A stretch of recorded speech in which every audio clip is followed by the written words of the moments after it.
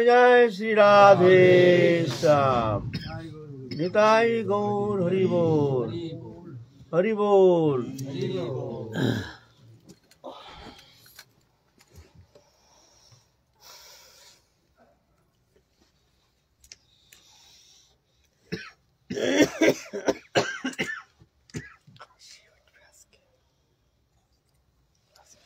किसी का प्रश्न हो तो जिज्ञासा करना। बाबा, हाँ। जैसे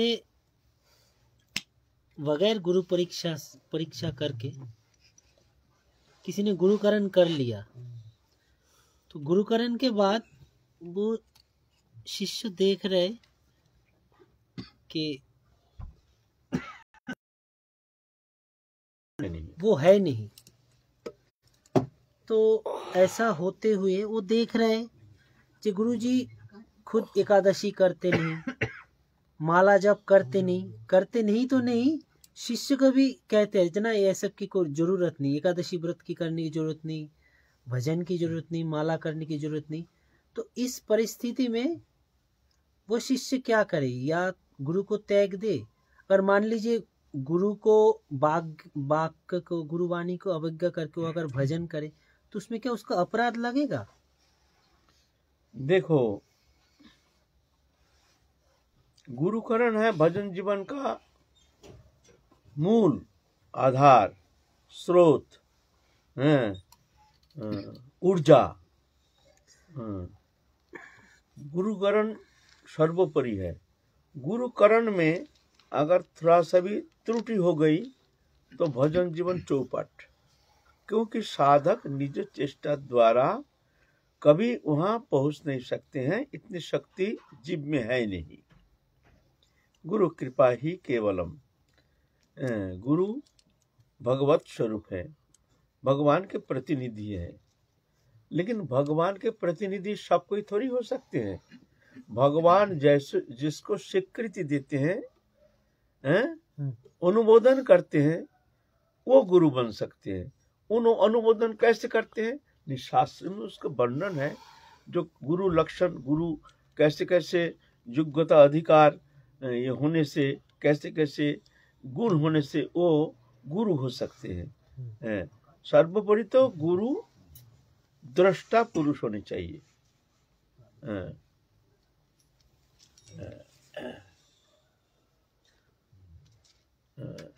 तस्मात् गुरु प्रबद्धत श्री उत्तमम शब्दे च परिनिष्णातम। शब्द ब्रह्म में माने शास्त्र ज्ञान होना चाहिए। पर ब्रह्म में निष्णात माने परतत्व विषय प्रत्यक्ष अनुभव संपन्न जो है वो गुरु बन सकते हैं। फिर गुरु के अंदर बहुत सारे गुण होनी चाहिए। काम, क्रोध, लोभ, मद, मात्सर्य इत्यादि दोष से वर्जित, तत्ववेत्ता, भगवत निष्ठा, तो माने हर समय हर स्थिति में भगवत चिंतन में एक तन्मयता, तल्लीनता, जागतिक विषय वस्तु पदार्थ से अनासक्त हो। ऐसे बहुत सारे गुण शास्त्र में वर्णन किए हैं। ऐसे जो है वो गुरु हो सकते हैं। लेकिन आजकल क्या होता है, आजकल हम जैसे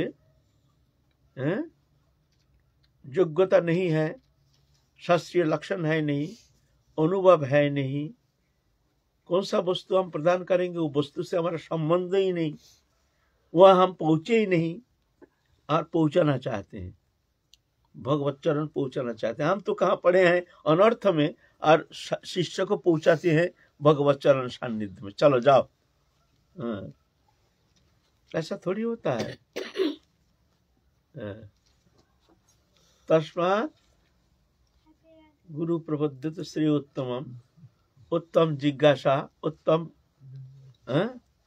प्राप्ति के लिए ऐसे गुरु सान्निध्य में पहुंचना चाहिए। शब्द ब्रह्म में, पर ब्रह्म में निष्णात। शास्त्र युक्त सुनिपुण दृढ़ श्रद्धा जार, उत्तम अधिकारी से तारो संसार। श्रद्धालु जन है भक्ति अधिकारी, उत्तम मध्यम कनिष्ठ श्रद्धा अनुसारी। ये तीन प्रकार श्रद्धालु व्यक्ति हैं, है ना। शास्त्र युक्त सुनिपुण दृढ़ श्रद्धाजार उत्तम अधिकारी से ही तारा है संसार।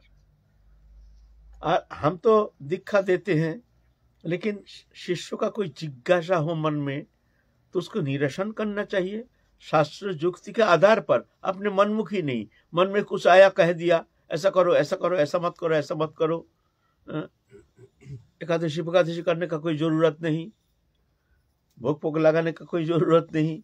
अपना मनमुखी कुछ कह दिया, तुम कहाँ से कह रहे हो?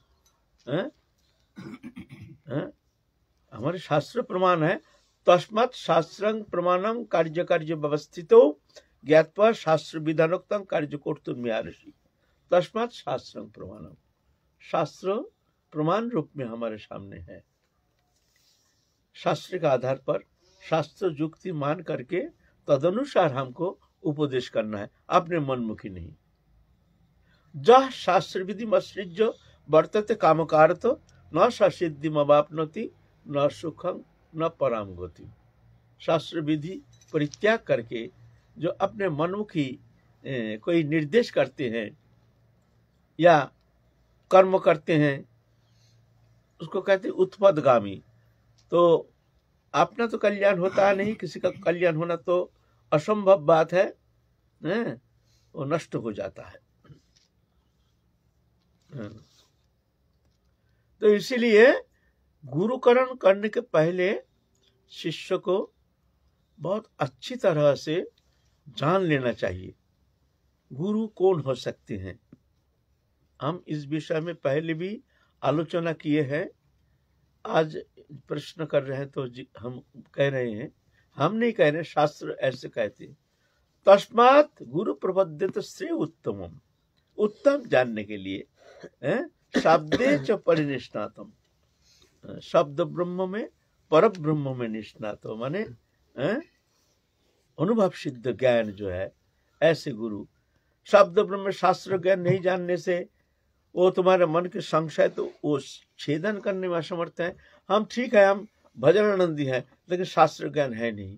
तो अब हमको कुछ प्रश्न किया, गुरुदेव इसका क्या होता है, इसका कारण क्या है, ये क्या है, तो शास्त्र के अनुसार तो हमको समझाना पड़ेगा। हमको जानकारी है ही नहीं शास्त्र संबंध में, हम क्या कहेंगे भाई। हम जानते हैं लेकिन हमको समझाना मुश्किल हो जाता है। तो पहले गुरु परीक्षा, पहले तो महत्पुरुष के सानिध्य में जाकर के जान लेना चाहिए गुरुकरण संबंध में, कैसे गुरु करना चाहिए, कौन गुरु हो सकते हैं। इस विषय में तत्व जिज्ञासु होकर के कोई महत्पुरुष के सानिध्य में जाकर के जिज्ञासा करनी चाहिए। दीक्षा नहीं, दीक्षा मत लो, पहले जिज्ञासा करो। ये जिज्ञासा कर रहे हैं कैसे हम किससे दीक्षा ग्रहण करेंगे, फिर वो उपदेश करेंगे। देखो ऐसे गुरु होते हैं, ऐसे गुरु लक्षण ऐसे होनी चाहिए, फिर जाकर उनके सानिध्य में जा करके तुम प्रार्थना करना। ऐसे नहीं, पहले जिसको हम गुरु रूप में चयन किए हैं, देखते हैं जो ये इनके प्रति हमारे अटूट श्रद्धा है, पहले बहुत समय तक उनके सानिध्य में रहो, जाओ आते रहो, देखते रहो। उनका आचरण संबंध में, उनके जीवन शैली संबंध में तुम्हारे अंदर कोई प्रश्न नहीं जागना चाहिए। दृढ़ श्रद्धा होनी चाहिए, दृढ़ विश्वास होनी चाहिए ना। हम जिसके सानिध्य में आए हैं, ये इनकी अंदर ये शक्ति है, कृपा करके हमको संसार सागर से मुक्त करा सकते हैं, ये दृढ़ विश्वास होनी चाहिए। एक नंबर। दो नंबर क्या, नहीं इनके प्रति हमारे किसी भी अवस्था में ईश्वर बुद्धि ये नष्ट नहीं हो सकता है। हम इनको ईश्वर रूप में हम इनको वर्ण कर सकते हैं, हृदय में धारण कर सकते हैं, पूर्ण निष्ठा इनके प्रति है। ऐसे जब तुम लंबा समय तक उनके सानिध्य में आकर के जब निस्संदेह हो जाओगे, तब जाके प्रार्थना करना, जे गुरुदेव आप कृपा करके हमको दीक्षा मंत्र प्रदान कीजिए। पहले नहीं। हाँ श्रद्धा है, अच्छा है, श्रद्धा होनी तो अच्छी बात है, लेकिन ऐसा नहीं फट आ जाया काली दीक्षा ले लिया, ऐसा नहीं होता है। मानो हाँ? 4-6 साल अगर हम उन श्री गुरुदेव को यही देखते रहे कि गुरुदेव इनमें हमारी पूर्ण निष्ठा होगी कि नहीं, और समय व्यतीत हो गया और गुरुजी अंतर्ध्यान हो गए, चले गए। जिनको हम श्रद्धा करते थे, जिन पर हमारी श्रद्धा थी, निष्ठा थी, तो इसका मतलब वंचित रह जाएंगे। तो गुरु तुम अपने विचार के द्वारा तुम निरूपण करके, गुरु को चयन करके तुम परमार्थ प्राप्त कर लोगे, भगवत प्राप्ति करने में समर्थ हो। तुम्हारा कहने का मतलब है गुरु साक्षात भगवान, गुरु स्वयं तुमको कृपा करेंगे। भगवान है ना, तुम्हारे जब गुरुकरण करने का ठीक ठीक समय होगा, जब जान लेंगे, तो किसी भी ना किसी अवस्था में गुरु तुम्हारे पास आ जाएंगे, स्वयं आ जाएंगे, या तुमको निर्देश दे देंगे, जाओ वहां जाओ। ऐसे ऐसे है, ऐसा नहीं है जो हम अपने विचार के द्वारा किसी को गुरु रूप में वर्ण करके संसार सागर से मुक्त हो जाएंगे, ऐसा थोड़ी होता है। हमारे बड़े बाबा थे, बड़े बाबा माने रामदास बाबा जी के जो गुरु हैं राधा रमन चरण दास देव, तो उनको संसार प्रति अनासक्ति आ गई, तो क्या करेंगे, हमारे गुरुकरण तो हुआ नहीं। तो उनके एक देवी मंदिर थी बगल में, तो वहाँ पुरस्चरण किए, देवी मंत्र में पुरस्चरण किए हैं। पुरस्चरण करने से देवी आविर्भूता हो गई, हो करके देवी से प्रार्थना की, हम गुरुकरण करना चाहते हैं, हे माँ बताओ हम हमारे गुरु कौन है। तो बताएं, तुम्हारे गुरु तुम्हारे इंतजार कर रहे हैं तुम्हारे लिए, तुम यहाँ से चले जाओ अयोध्या, वहाँ सरजू के किनारे में तुमको गुरु मिल जाएगा, वहाँ गुरु तुम्हारे लिए इंतजार कर रहे हैं। ऐसा है, गुरु जब समय होता है गुरु स्वयं आ जाएंगे। बोले तो हम क्या करेंगे, तुम क्या करोगे, तुम्हारे हाथ में है क्या, क्या है, जो है उतना ही करो ना। बोले क्या करेंगे, नाम करो, नाम तो है ना, नाम भगवत स्वरूप है, भगवान का अभिन्न स्वरूप है, शब्द ब्रह्म है। नाम को आश्रय करो, नाम करते रहो, रोते रहो, हे नाम प्रभु तुम हमको कृपा करके गुरु चरण सानिध्य में पहुंचा दो, हम जानते नहीं हमारा गुरु कौन है। संकल्प करके अखंड नाम करते रहो, तो नाम तुमको पहुंचा देंगे। नाम जब तक गुरुकरण नहीं होता है, ऐसे सामर्थ्य महापुरुष को चरण सानिध्य प्राप्त होने का जब तक उनको मौका नहीं मिलता, तब तक जाके नाम करते रहो, विश्वास करो। ध्रुव महाराज कौन सा गुरुकरण करने के लिए गए थे, ध्रुव महाराज बोलो ना, 5 साल उम्र में ध्रुव महाराज चले गए। विमाता के कठोर शब्द सुन करके मन में इतने व्यथा प्राप्त हुए हैं। माता ने विमाता ने कह दिया तू पिता के गोदी में बैठना चाहता है। अरे पागल, हुआ क्या, सुरुचि या सुनती 2 कन्या है, 2 पत्नी है। तो राजा उत्तानपाद ना, उत्तानपाद, ध्रुव है सुनीति के पुत्र, लेकिन ये उतना प्रिय नहीं है। उत्तानपाद इनको दूर रखे हैं, एक महल बना दिए हैं, वो महल में रहते हैं मैया के साथ, उतना आदर नहीं करते हैं उत्तानपाद सुनीति को। नई पत्नी, छोटी पत्नी जो है सुरुचि, उनसे ही बस उनके बात पर सब कुछ करते हैं। इतने स्त्रीण थे, पत्नी के बात पर उठते बैठते थे। एक दिन उत्तानपाद राजा छोटा पुत्र जो है सुरुचि के पुत्र उत्तम को लेकर के गोदी में लेकर के आदर कर रहे हैं, और दौड़ते दौड़ते आए हैं ध्रुव सुनीति के पुत्र। वहां विमाता सुरुचि वहां विद्यमान है। आके कहते, छोटा बच्चा है ना, पापा पापा हमको लो, हमको भी गोदी में लो, हमको भी गोदी में लो, हमको भी गोदी में लो। तो सुरुचि कहते ए सुन इधर आ, पिता का गोदी में बैठना चाहता है? अरे पागल, ऐसा थोड़ी बैठा जाता है, ऐसा थोड़ी बैठा जाता है। सुन, मैं तेरे को कहता हूं, तू जा करके भजन कर, भजन करके भगवत प्राप्ति करना। फिर भगवान तेरे को कहेगा वर मांग। तू क्या वर मांगेगा? वर मांगना जो मेरे गर्भ में आकर तू जन्म लेगा। जब मेरे गर्भ में आकर के जन्म लेगा तो जन्म लेने का बाद तो पिता का गोदी में जाके बैठ सकता है। चल यहाँ से। और ये शब्द जैसे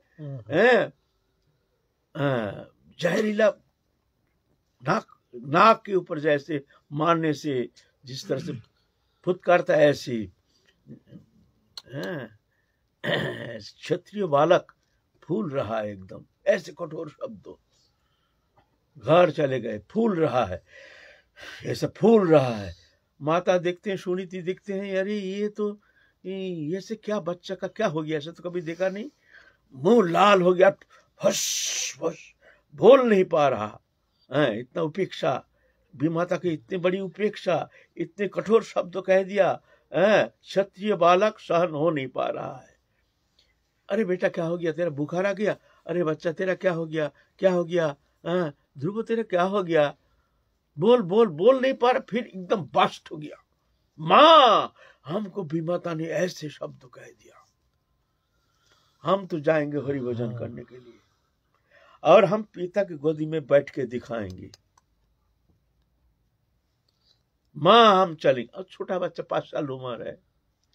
माता दिखते हैं छोटा बच्चा है, तो ऐसा होता है। चलो हमारे दुर्भाग्य है बेटा, चल ठीक है भजन करना, भजन तो करना ही है बेटा, और थोड़ा बड़ा हो जाना तो उसके बाद थोड़ा बड़ा होके फिर जाके भजन करना। अभी तो इतना बच्चा उम्र है, अभी तो भजन करने का समय नहीं है। कोई बात नहीं बेटा, तू चल हमारे साथ।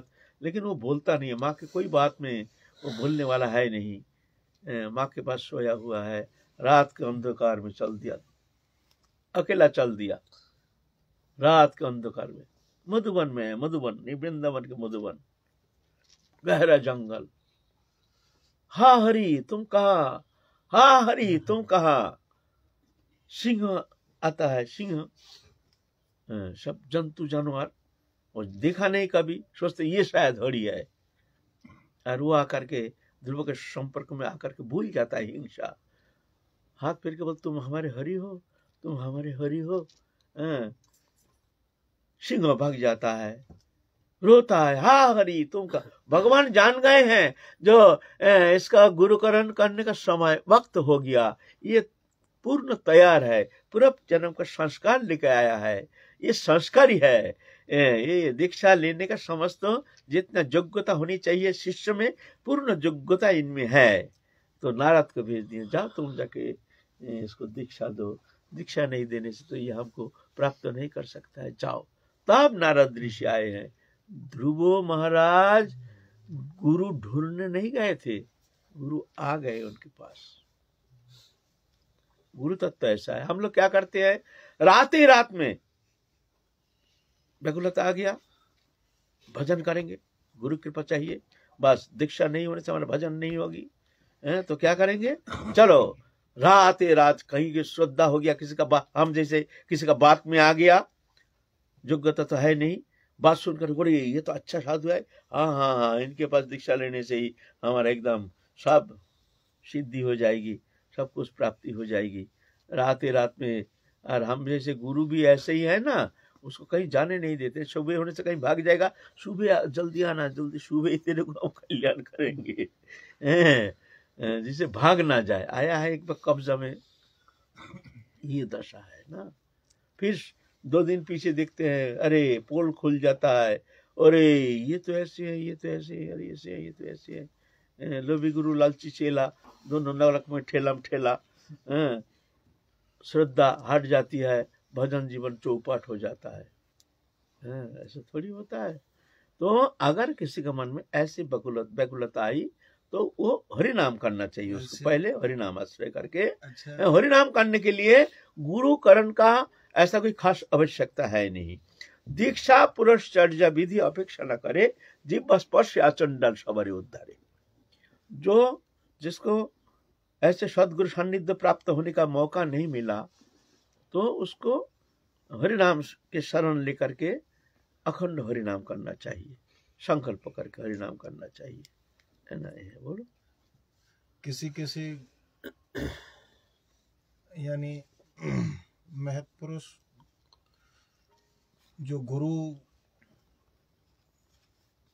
जिनको धारण किए हुए हैं, उनके मन में ये विचार हो कि मेरी संप्रदाय बढ़े, मेरी जो है आचार्यों का वो कीर्ति बढ़े, उस हिसाब से अगर दीक्षा दें तो क्या ये भी दोष है? या दोष तो है ही है।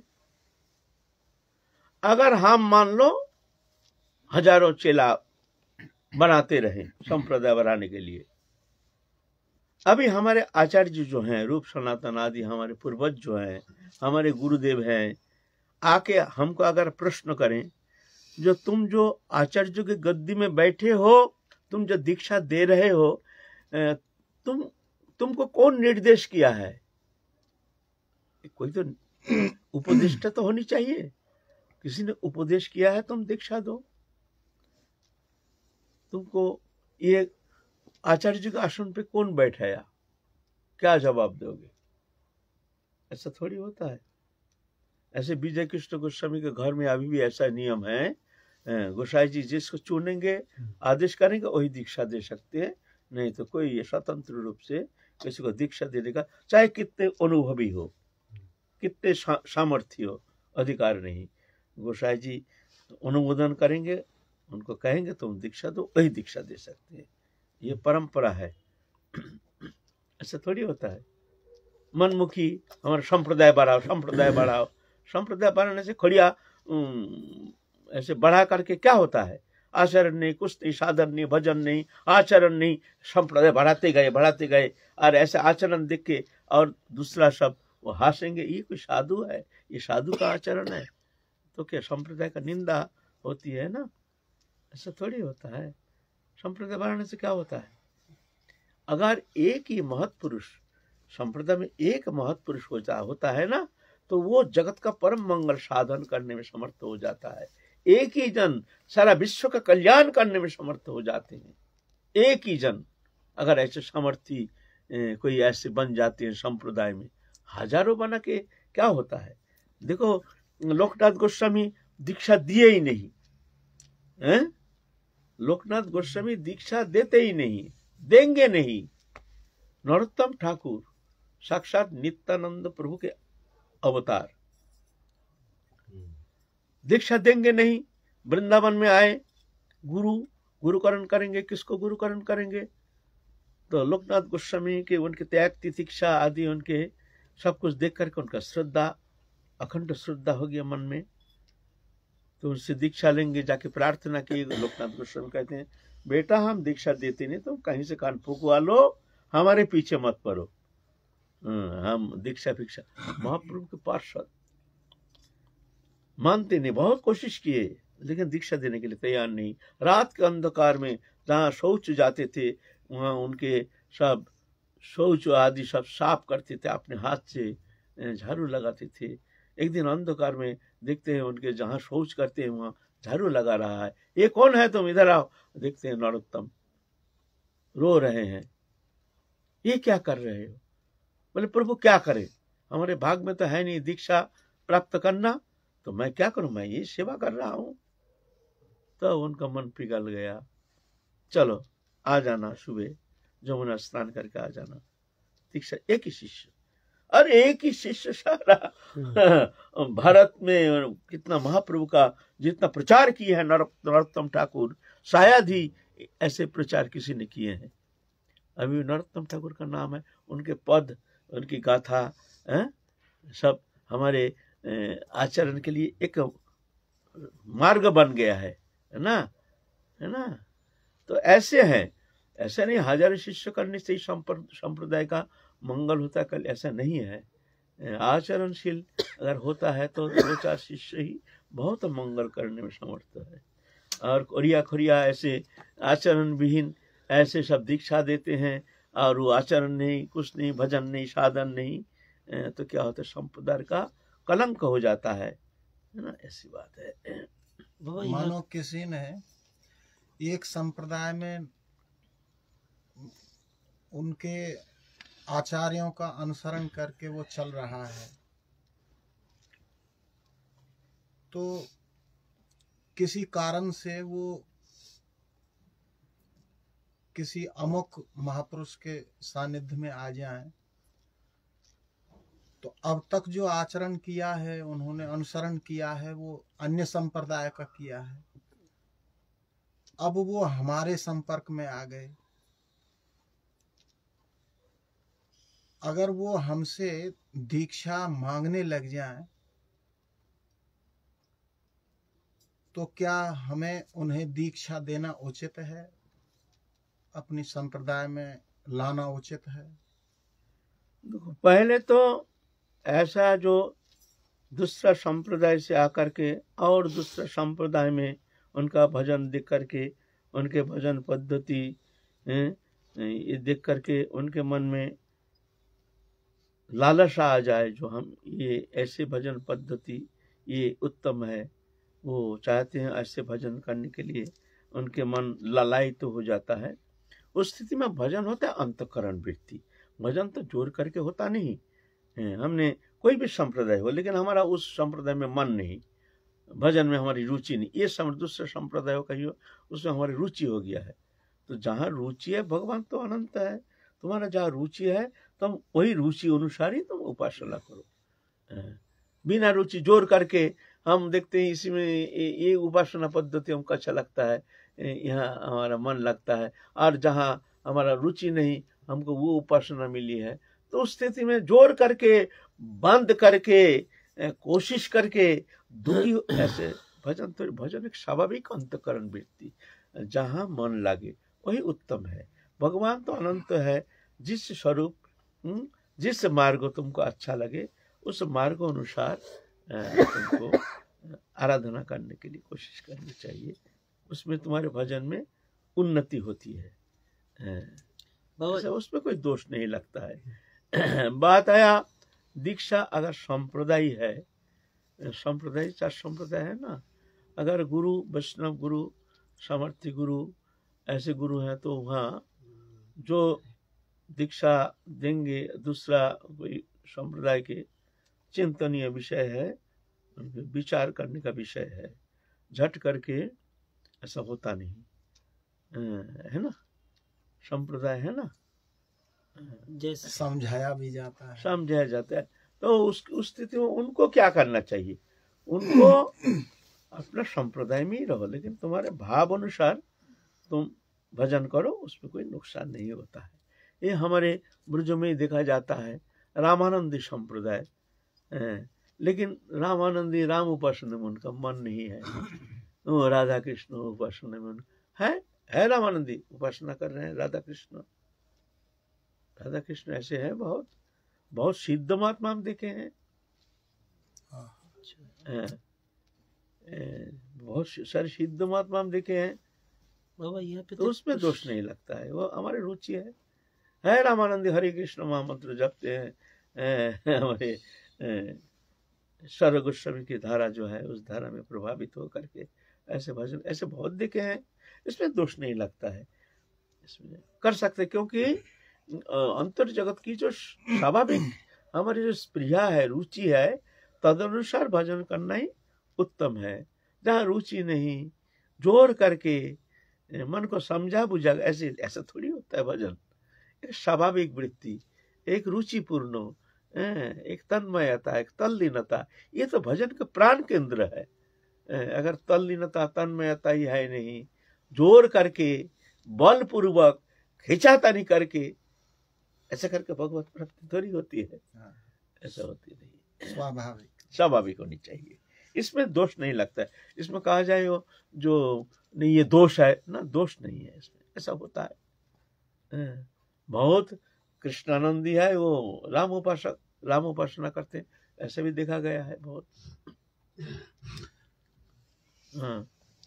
ऐसे कृष्णानंद स्वामी जो केरला में अभी भगवत सप्ताह कर रहे हैं, ब्रजवासी है, उनका भी महात्मा है, कृष्णाचार्य। रामानंद कृष्णाचार्य जी रामानंदी अच्छे परम संत हैं, हैं? नित्य गोपाल दास जी ब्रजवासी हैं, परम संत हैं। रामानंदी संप्रदाय के आचार्य हैं, परम संत हैं। रुचि, आग्रह, श्रद्धा ये होनी चाहिए बस। भगवान है, जो स्वरूप में तुम्हारा मन लगता है वही उपासना ही सर्वोत्तम है। रुचि नहीं, कुछ नहीं, किसी के बात पर जोर करके मन को खींच करके लाने का बार बार कोशिश करना अच्छा लगता नहीं, मन तो उधर खींचता है और उधर तुम भजन, ऐसा थोड़ी होता है, ऐसा कभी होता नहीं है। ये कोई दोषणीय है नहीं, ये दोष नहीं है, ये मन की एक स्वाभाविक वृत्ति है, ठीक है, ऐसा नहीं। बाबा मेरी एक जिज्ञासा है, बताओ। आप अपने गुरुजी के प्रकटमान रहते हुए अगर गुरुजी आपको आज्ञा करते कि तुम दीक्षा दो, तो क्या? हाँ, गुरुजी अगर आदेश करते हैं तो ठीक है, खूब दो भाई, तुम्हारा योग्यता हो चाहे ना हो उससे कोई मतलब नहीं। गुरु आदेश किए हैं, दे दो, गुरु को सामने रख करके तुम खूब दिखा दो, उसमें कोई दोष नहीं है। लेकिन गुरुदेव आदेश नहीं किए हैं, हम स्वयं ही गुरु बन गए हैं, स्वयं ही उद्धार कार्य में लग गए हैं, हमारा मन तो ऐसा अनुमोदन नहीं करता है। जो अनुमोदन करता है करने दो, हमको तो इसमें अनुमोदन है नहीं। और गुरुजी से भी ज्यादा अगर कीर्ति होने लग जाए तो कीर्ति तो और फंसने का चक्कर है। कीर्ति आ गया तो मान लो तो और अकीर्ति हो गया तुम्हारे लिए। तुम्हारे तो ये तो प्रशंसनीय वस्तु थोड़ी है कीर्ति, ये प्रशंसनीय विषय है। बाबा बार बार गुरु चेंज करने में तो इसका क्या कल्याण होगा? गुरु चेंज, देखो गुरु करण ही होता नहीं है तो चेंज करने के मामला कहाँ से आएगा? गुरु करण ही होता नहीं है। गुरु करण है मन की जो एक दृढ़ विश्वास, दृढ़ निष्ठा ऐसे होनी चाहिए। नाम मंत्र गुरु में ऐसे दृढ़ निष्ठा, दृढ़ निश्चय होनी चाहिए।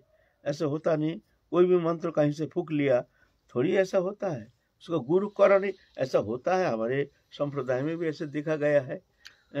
नाम मंत्र कुछ से कुछ तालमेल है नहीं, जो मन चाहे कह दिया, तो ऐसा गुरु करण ही हुआ नहीं। गुरु करण ऐसा थोड़ी होता है। आजकल माइक में दीक्षा देते हैं, ऐसे गुरु करण थोड़ी होता है। ये गुरु करण ही हुआ नहीं, त्यागने का सवाल ही नहीं, जहाँ करण ही हुआ नहीं। अच्छा, एक लास्ट प्रश्न। जिनके मन में संशय हो जाता है, जिन्हें सिद्ध प्रणाली भी प्राप्त हो गई है, जिन्हें मंत्र दीक्षा प्रकरण जो भी है वो सब कुछ प्राप्त हो गया है, फिर भी उन्हें कोई संशय रह जाए, मन में कोई संशय रह जाए, तो हर किसी से तो वो बता भी नहीं सकते अपने मन के दुख की बात को। अब वो मन में संशय बनी हुई है तो उन्हें क्या उचित है, क्या करना चाहिए, किस परिस्थिति में वो गुजरेंगे? दीक्षा ले लिए हैं, गुरु सानिध्य प्राप्त कर चुके हैं, फिर भी विश्वास नहीं है, तो ये क्या होता है? संशयात्मा प्रणश्यति। ये नष्ट का घर है, और क्या है इसमें? क्या मंगल होता है? गुरुकरण कर लिया, निष्ठा नहीं, अपना आग्रह नहीं, तो क्या उनका गुरुकरण माना जाएगा?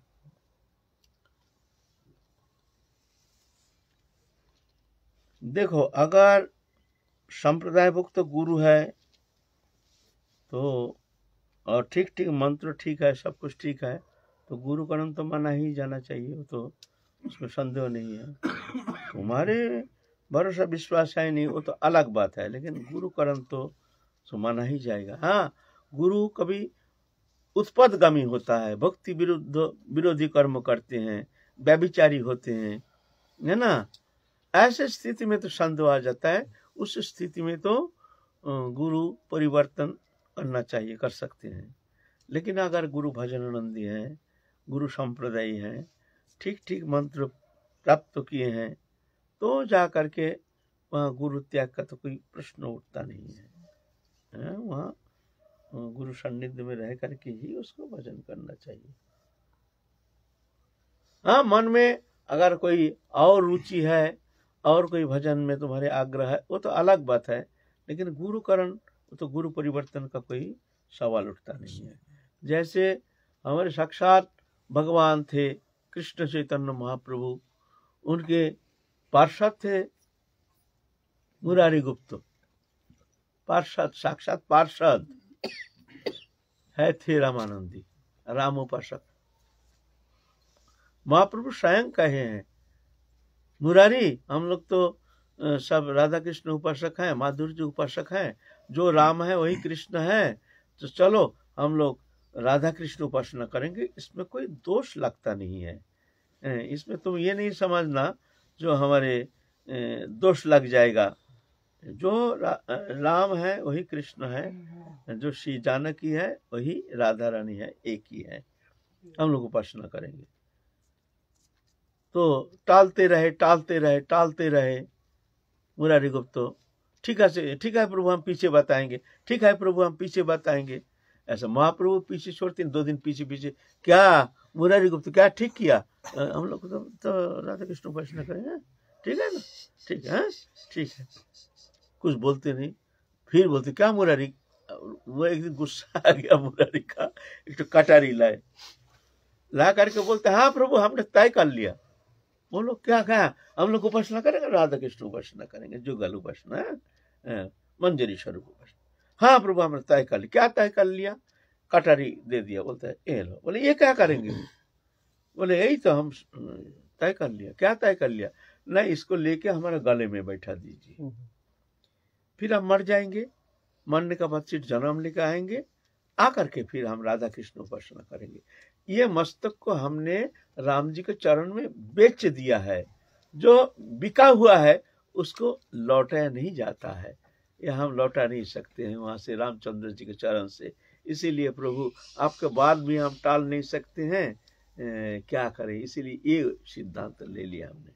महाप्रभु रोना शुरू कर दिया, छाती में भर लिया, हे रे मुरारी गुप्त, धन्य धन्य तुम्हारी निष्ठा, धन्य तुम्हारी श्रद्धा, ऐसे ही तो होनी चाहिए। हम तुमको परीक्षा के लिए हम ऐसे शब्द कहा, तुम क्यों रामचंद्र जी के चरण कमल से मन को हटाओगे, ये तो हम तुम्हारी निष्ठा देखने के लिए हम तुमको परीक्षा कर रहे थे, ऐसे नहीं होता है। ठीक, तुमने ठीक किया। पार्षद, महाप्रभु के पार्षद है ना, ऐसा होता है। श्रद्धा बड़ी बात है। जैसे गुरु परंपरा की दीक्षा भी हुए और गुरु प्रणाली भी मिले, सिद्ध प्रणाली भी मिले, फिर क्या छोटी सी कोई कारण, गुरु की कोई भी कारण से कोई दोष दृष्टि आए, और क्या उस समय गुरु बदल सकता है? ना, गुरु बदलने का, अगर वैष्णव गुरु है, संप्रदाय गुरु है, बदलने का तो कोई सवाल नहीं। गुरु बदलने से बोलता है उसका भगवान भी रुष्ट हो जाता है, उसको भगवत प्राप्ति होना संभव नहीं है, ऐसे शास्त्र कहते हैं। गुरु त्याग होने से इष्ट भी, गुरु त्याग के साथ साथ इष्ट भी त्याग हो जाता है, ऐसे कहे, ऐसा नहीं होता है।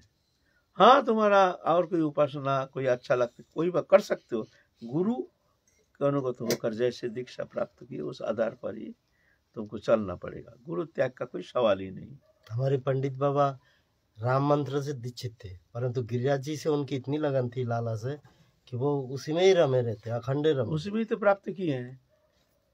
गोपाल जी तो प्राप्त उसी में तो प्राप्ति किए हैं, जबकि राम मंत्र से दीक्षित थे वो।